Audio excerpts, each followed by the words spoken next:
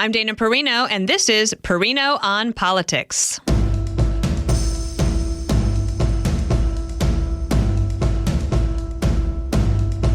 President-elect Trump's cabinet begins to take shape. So what does a second Trump administration mean for America? Joining me now is a good friend, and we're going to take a look at what's up in Washington. He is the co-founder of the Daily Wire and host of the Ben Shapiro Show. It is Ben Shapiro himself. Welcome back. This is the podcast, Ben, called Perino on Politics. And I just call up my smart friends and say, what is happening? And I thought I would start off by saying I was reminded the other day as Trump has won and he's coming back on the scene and the news cycle immediately speeds up. In 2017, I think it was, I was at my apartment on a Saturday and I thought, I'm just going to close my eyes for a minute. And I dozed for about 20 minutes. And when I woke up, 3 news stories had broken. And I feel like we are getting back on that same thing. I was asked what I thought about Matt Gaetz's nomination on an early morning on Thursday, and I said, oh, you know what? By 5 o'clock, there'll be something else. And sure enough, there was. So we are back in it. We are in the soup, and there's nobody better for us to talk to than you. Thanks for being here. You bet. Thanks for having me. Yeah, I totally agree. As soon as the election was over, my wife was like, oh, now I can finally get some sleep. I was like, you do not understand this process. Not at all. A colleague of mine took 3 well-deserved days off after the election week. But all the news was happening right afterwards because President Trump is really going to hit the ground running. He knows what he wants to do. And I thought maybe I could just get your overall thoughts on, let's start with the Democrats. And it's been interesting to watch their evolution of disbelief and then acceptance and anger and bargaining with themselves and all of those stages of grief that you go through after a loss. But I'm not sure that the majority of Democrats fully understand why they lost. I think that's right. I think that, I was talking with a liberal friend of mine recently, and this liberal friend, this is the other night, said, I'm at a dinner party with a bunch of my friends, and I want to do something fun. I'm just going to put you on speakerphone with a bunch of very high-ranking Hollywood liberals. And he said, why did we lose? And I said, well, the reason you lost is because you're completely culturally disconnected from the country. I mean, obviously, Joe Biden ran a terrible administration, obviously inflation, obviously bad foreign policy. And yes, all of that's true. But the single most effective ad of the entire campaign cycle was President Trump's ad that Democrats are for they, them, and we're for you. And what that was just so people know that I don't know exactly how the measurement works, but when you look at ads persuasiveness and you try to qualify that, let's just say that an ad doesn't move you at all. That's a 0, and it goes to like a scale of 5. The transgender ad that you're talking about moved 2.7, which is quite significant. So an amazing return on investment, and the Trump team nailed that messaging, and it worked for them. Yeah, and I think that, again, the disconnect between sort of the cultural values of the coast and the rest of the country becomes particularly egregious when people are suffering, when people are like, okay, listen, all I want is to not be mugged in broad daylight on a city street. All I want is to be able to pay for my groceries. And here you're lecturing me about the importance of women playing in men's sports or vice versa. Like that cultural disconnect, when you overlay that with an economic disconnect, is losing from here till the end of time. And I think that was the big problem for Democrats. And they're trying to figure out exactly how to square that. I think right now you're seeing that battle play out inside the Democratic Party. We're seeing some, I think, more mainstream Democrats starting to say, hey, guys, maybe we ought to drop the woke stuff. We should drop the intersectional stuff and the trans stuff, and we should just focus in on the economic program. I'm not sure even that's going to be enough, specifically because President Trump ran, shockingly, a moderate campaign, right? And this is the thing I was saying throughout the election cycle. Donald Trump actually positionally occupied the center of the political spectrum on pretty much every issue. On abortion, he said this is not a federal issue, this is a state's issue. That's a moderate position. When he says that he's going to take same-sex marriage out of the platform, that is a moderate position. When he takes the position that the United States is not going to touch any of the entitlement programs, that is a far cry from sort of Tea Party Republicanism from circa 2010. So, he took a lot of the central ground away from Harris. And so it's sort of hard to see where Democrats, have a Republican vulnerability to prey upon here, other than if there's some sort of exogenous event that obviously redounds poorly for President Trump and his new administration. And so I think that they really are struggling. And you're going to see that fight continue because I'm not sure how you square this circle, right? They've been operating in a 2012 Barack Obama mentality, that the coalition of Democrats is majority-minority coalition with heavy white female turnout, single white female turnout. That was how they were going to put together their coalition. And that turns out to be a chimera. It only works when Barack Obama is on the ballot. They tried it in 2016 and Hillary lost. In 2020, it was an outlier election because of the COVID pandemic and BLM and the mail-in ballots. And then 2024, they got shellacked again in the same exact way. And so they're going to have to remake their coalition, because what Trump showed is that is a bad way to approach the American people. I spent this election cycle going around with a bunch of different Senate candidates, and two of them were Bernie Moreno up in Ohio and Senator Cruz down in Texas. Went all the way up to northern Ohio, very white town, and they have the same exact priorities as the people who are living in the Rio Grande Valley, 97% Hispanic. And you can give the same speech in both places, and they respond exactly the same way. They just want a normal life. That's all they want. They're tired of the lack of normality.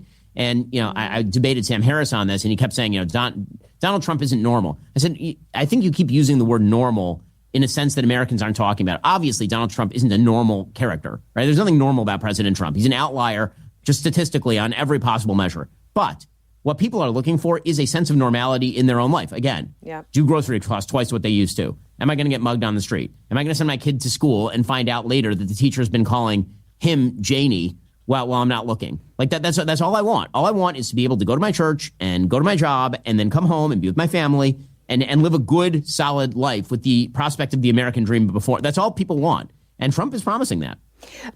There's somebody that you and I both know, Congressman Seth Moulton of Massachusetts. He's a Democrat, a veteran, the father of two young girls. And he came out and said, why should I be afraid to say that I don't think boys should play in girls' sports? And Tufts University, they backed off of it afterwards, but their initial response was, we will no longer allow any of our students to do an internship with you. And I think that it was like, well, guys, you just proved Seth's point. Exactly. Now, it's psychotic. And if they continue along these lines, which I hope they do, then Republicans are going to have, a very solid, robust reign here. They've blown their connection with the American people. And what they really need to do is go back to the drawing board, the way the Democratic Leadership Council did in the early 1990s. And they're going to have to find a third way again, because if they don't, then Republicans are just going to win. And what do you make of AOC removing her pronouns from her bio? What is going on? I have no idea. It's hard to speculate about what she's doing, but I think that she is realizing. See, the thing about AOC is that she is, in fact, a fairly good politician masquerading as a radical. She has always done this sort of, I'm Ilhan Omar, I'm Rashida Tlaib, I'm part of the resistance routine. But when it comes right down to it, she does what Nancy Pelosi wants her to do. And if she feels like the Democratic Party is moving in a less culturally, warrior kind of direction, I think that she removes the pronouns. She's like, I just don't want that to be an issue anymore. So, again, I think that she's a good. Yeah, it is fascinating. There's an underreported story that I think is worth talking about. And it is that something that you did, right? You left a blue state for a red state for lots of reasons that you've talked about before. In the next census, the Republicans are going to gain the possibility of several more seats in the Congress because people are making decisions like voting with their feet and going to a place where either they wanted more freedom, economic opportunity, better weather, better governance, they want the trash picked up, they want to be safe, better schools, whatever those things are. I think it's a little bit of an underreported story that the problems for the Democrats are more deep-seated than people realize. It's not just that they lost an election, they lost a coalition, and they're going to lose geographically too. And that could have big changes for, I don't know, quite a while the Democrats try to find their footing. And it could be an issue that galvanizes them to find their footing. I don't know who the leader is going to be that emerges. I'm here to watch all of it. I'm curious and want to see. But I think that's an underreported story in this postmortem. Absolutely. Well, first of all, the 2020 census was done wrong. I mean, this is a point that I made on the show. If they'd done the 2020 census right, and the Census Bureau acknowledges this under Joe Biden, that they absolutely undercounted Florida, they undercounted Texas, they undercounted Arizona, they undercounted Idaho, they undercounted a lot of the red states. If they had done a proper count, then this election would have been over without even going to the blue wall states, because that would have shifted electoral votes and congressional districts south. By 2030, you're looking at a minimum of 12 to 13 electoral votes shifting from states like New York, Connecticut, New Jersey, California, Illinois, down to states like Texas and Florida. And that is a disaster area for the Democrats, because now you're talking about, a real systemic uphill battle. Right now, there are 25 states that have a full Republican slate of senators. And there are only 22 states that have a full Democratic slate of senators. There are 50 senators on the Republican side of the aisle who are from full red states. And then there are only now, that only leaves 3 states left. There are only 3 states that have a divided senatorial caucus, right? One of them is Pennsylvania. One of them is Wisconsin. And one, I'm trying to remember what the third one is. But Pennsylvania and Wisconsin, both of those are trending red. Right? Virginia is trending blue. Pennsylvania and Wisconsin trending red. And both of those states, Eric Hovde lost by the slimmest margin as possible. I couldn't believe it in Wisconsin. Can I admit something that's embarrassing? I saw that the Wisconsin was called for President Trump, and I had seen how close the Hovde race was against Tammy Baldwin. And I don't know what I missed. That's the whole idea of taking a nap for 20 minutes. The next morning, I'm about to do America's Newsroom, and I look down at my sheet, and it says that Tammy Baldwin won re-election. And I said, no, that's wrong. They said, no, it's correct. I'm like, wait, what happened? I couldn't believe it, Ben. Yep. Late night ballot dumps. And, again, Eric Hovde is very concerned about that. The third state, by the way, is Maine, which will trend blue because Susan Collins eventually will retire. But she just announced that she's going to run again. Oh, really? Yeah, that just happened today. Yeah. Wow. Again, I went to sleep for 20 minutes and things happen. But, with that as the future of the Democratic Party, you're looking at the possibility of Republicans picking up another couple seats in places like Pennsylvania and in Wisconsin. And now you're looking at like a 52, 53 seat kind of regular majority for Republicans. And by the way, that's missing Arizona. Arizona right now is completely blue. They have 2 blue senators from Arizona. Donald Trump won that state by 5 points. So Arizona is going to turn red. So you could be looking at up to 50, 54 seats, 55 seats and for Georgia. Republicans in the Senate.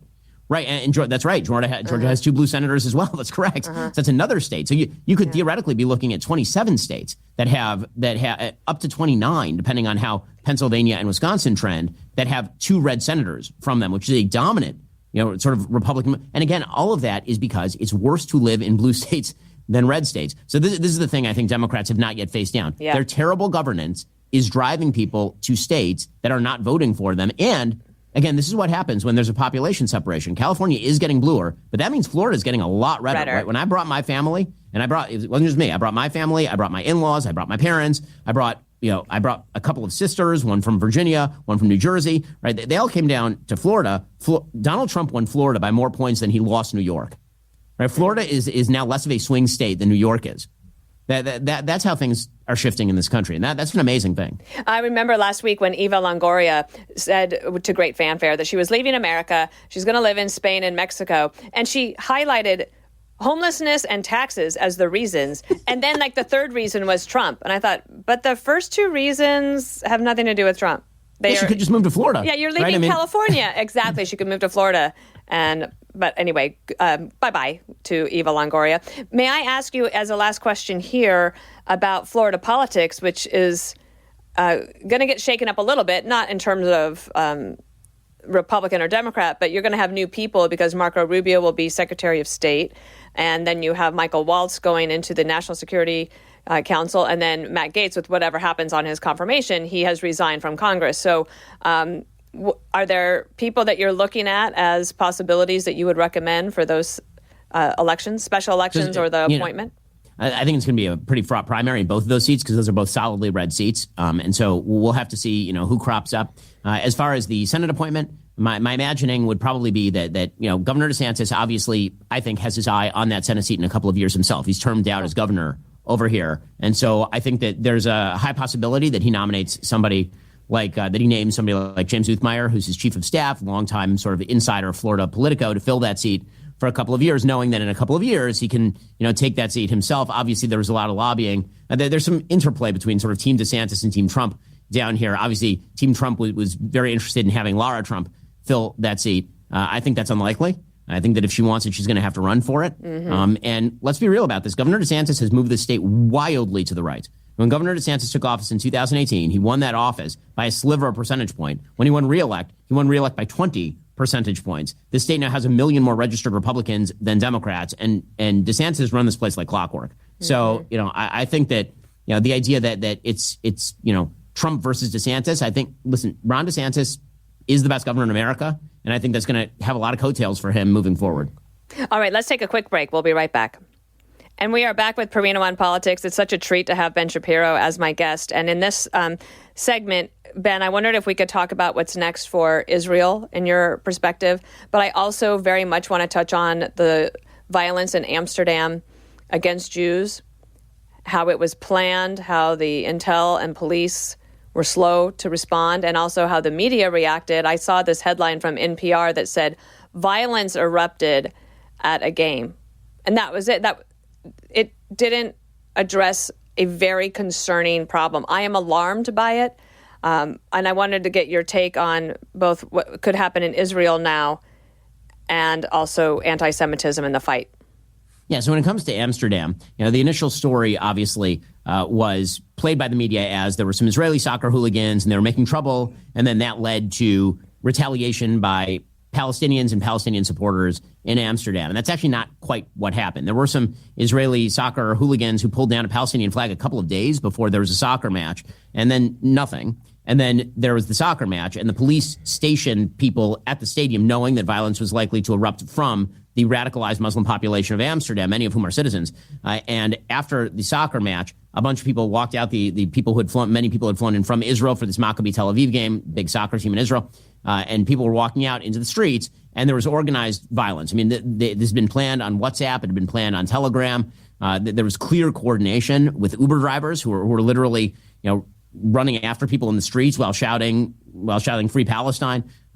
They were going to hotels where Israelis were staying and trying to break through the front doors of the hotels. And the proof is in the pudding. I mean, it wasn't just like a one-time thing. These riots went on for days. I mean, they've been going on, I believe, continuously still. And that is also now exacerbating in Paris. There have been some riots in Paris because there's an Israeli youth soccer team that's going to play there. And so basically anytime an Israeli team of any sort is in a place with a lot of radicalized Muslims, violence is now breaking out. There's an Israeli soccer match that was planned originally for Turkey. It's now had to be moved to Germany because of all that. And they're going to play it without a crowd. So, I mean, like this is the kind of stuff that's breaking out kind of all over Europe. And listen, Ayaan Hirsi Ali was talking about this 20 years ago. There's nothing new here. Mark Steyn was talking about this. Geert Wilders in the Netherlands was talking about this. Like, if you import large populations of people who don't like your civilization or Jews, you should then not be particularly surprised when they're willing to burn trains and run down Jews in the streets. That's just how this works. And so this sort of bizarre assertion by the Angela Merkels of the world that you can import endless numbers of people from civilizations that don't particularly like your own and they'll have no impact. It's obviously stupid. It's also leading to a radical political backlash in Europe that I think is quite well earned. And you're going to see that exacerbate over the course of time for sure. And in Israel, we have an ambassador, Mike Huckabee, who's been announced. And that I know that it came as a surprise to him, but that he is ready to go. He is excited about this opportunity. But also, one of the things that President Trump promised is that they will not hold back aid or weaponry that Israel needs in order to protect its citizens. Yes, and that's a major sea change. So obviously I have a lot of friends in Israel. I know a lot of people in the Israeli government as well. All I can tell you is that the amount of overwhelming relief and joy at President Trump's election was astonishing. I mean, I was being sent videos from the front lines in Lebanon of soldiers literally praying for Trump's election before the election, like on the front lines. Like the polls of Israeli citizens is something 80-20 in favor of President Trump over Kamala Harris. And that's because they understand that Trump wants to let them win the war, and Biden wants to slow walk them into stalemate and or loss. And so they are very, very happy, obviously, that President Trump is the president. None of them want Americans involved directly in the war, and the sort of lie that everybody who's pro-Israel is desperate for America to go to war on behalf of Israel, that obviously is not true. No. The Trump administration certainly is not interested in going to war in the Middle East. I mean, this is an anti-war administration. What they want to do is make sure that America's allies are strong enough that they can stand up for themselves and that they win the war quickly and savagely. And I think that that's exactly what is happening right now. Israel wants to finish off what it's doing in Lebanon. It wants to finish off what it's doing in Gaza. And it wants to scare the mullahs down from whatever nuclear threat they are facilitating. And Israel is now in very good position to do that. I think that you're going to see by the beginning of next year a wrap-up in operations in Lebanon. I think it's going to happen over the course of the next couple of months. I think there's going to be a transition to some form of military rule in the Gaza Strip that is much more solidified. They're finishing up operations in northern Gaza right now in places like Jabalia. And as far as Iran has been put on notice. I think you saw this. because the mullahs announced it, that if they hit Israel again, Israel's going to just take out all of their nuclear facilities and or oil fields. They were jabbering about how they were going to retaliate to Israel and their latest military strike, which took out the S-300s from Russia and all of this. And now they've really backed down. They realized that with Trump coming in, that's not a game they can play, which again shows you that just weakness on foreign policy breeds aggression by your enemies. This is the most simple thing in the entire world, and for some reason, the entire left refuses to understand it. Weakness and perception of weakness breeds aggression. And by the way, there are a lot of people who are very concerned about what Trump is going to do about Ukraine. I think the thing about President Trump, he doesn't like losing. And so the thing that he really doesn't want is an image of Vladimir Putin strolling down the street in Kyiv as the Russians roll the tanks across the rest of the border. Like that's not something that Trump wants. What Trump is going to do, I would imagine, and I think that he's already telegraphed this, is he's going to say to Putin, listen, we all know what a deal looks like. A deal looks like a freezing of the lines in Donbass, in Crimea, perhaps you annexing some of that territory, neutrality guarantees by Ukraine, radical rearming of Ukraine such that they dissuade you from pursuing a further occupation and or invasion of Ukraine. And if you don't do that, we're going to continue arming Ukraine.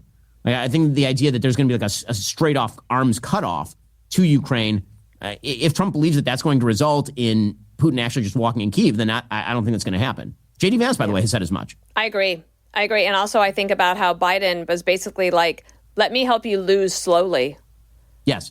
And so that has meant a lot more death, destruction, and problems. And so we'll see. That's my favorite response to everybody. Is like, we'll see. We're at that stage in the of the transition, but I think we're going to see pretty quickly how these changes can affect foreign policy and other things. And that's why you need to listen to the Ben Shapiro show, because then you can get smart with him. We'll be right back with more Perino on Politics. And we're back with Perino on Politics. This is the last section here. We make it a quick one. Ben, I usually ask, what are you paying attention to right now that I might be missing? Is there anything on your radar that you're kind of watching a trend or seeing how something turns out? I think obviously it's something we're all paying attention to is sort of the appointment process, how that's going to play out. Obviously, there's a lot of internal conflict inside the Senate about some of the nominees that President Trump is putting forward. There's a lot of talk about recess appointments. Again, I don't think that I understand why President Trump wants the recess appointments. Some of his nominees were held up last time by a non-Republican Senate. But I think that the importance of the process remains. I think that the Senate is a place of institutions, and the advice and consent process is generally a good one. I think that the American people finding out more about these nominees, and then they can hold their senators to account, depending on how they vote on those nominees. Yeah. I think that's good. I don't think it would be in President Trump's interest to run up directly against a majority in the House and a majority in the Senate very early on in his administration over a controversial nominee when he can easily replace pretty much anybody that he's naming right now with an equivalent or better. I think that the name that comes to mind, obviously, because it's the most controversial, is Matt Gaetz. Right? Matt Gaetz obviously is going to face a lot of opposition in the Senate, not only because of how he conducted himself in the House, but obviously because of open questions about House ethics investigations and all the rest of that sort of stuff. If that happens, it's not as though President Trump doesn't have a list of 100 lawyers he can pick for AG who will bring exactly the same qualities Matt Gaetz would bring, except maybe without so much of the baggage. And so, I think that the Trump it'll be interesting to see how pragmatic the Trump administration is. I think he wants to get things done. And so I think that, it's very easy to watch all the shiny objects in the Trump administration. But I think what we learned from Trump 1 is that the shiny objects, that ain't where the action is. Right? Watch what they're actually doing. Watch the results of the policy. Don't watch all of the sort of, frivolous talk about, oh my God, is RFK going to ban diet soda or something? Like one of the things that I've been saying about President Trump for a long time is that Donald Trump, what you get, what the institutions are, they're a strainer. And Donald Trump puts a lot of stuff in that strainer. And the strainer ends up taking out a lot of the stuff that I think that the American people think is kind of bad or not great. And what you end up with at the end is a really, really excellent product. I think that was the story of Trump 1. I think that'll be the story of Trump 2. I saw this tweet from somebody I don't usually follow, but it was retweeted so many times by people I must follow that's why it came to me. It was that women of the world will unite if RFK tries to ban Diet Coke. It will make January 6th look like a clown show. And I was like, I'm going to sign up for that one because I do enjoy that little soda once in a while. What can people find at the Daily Wire right now in the next little bit? Obviously, we have released on streaming Am I Racist, the #1 documentary of the last 10 years. Matt Walsh's fantastic documentary. You can now get that. There are extras. There's behind-the-scenes stuff over at Daily Wire. We have new stuff coming out all the time. New content, all access with people like me. You can hang out with me and watch me do dumb things on camera and all the rest of that kind of stuff behind the paywall. So go on over to Daily Wire Plus right now. Get a subscription, and it's a lot of fun. I think it's a great way to join the fight. Thank you for being with us. Thanks, Dana. Have a happy Thanksgiving. You too. Bye-bye. Listen ad-free with a Fox News Podcast Plus subscription on Apple Podcasts, and Amazon Prime members can listen to this show ad-free on the Amazon Music app.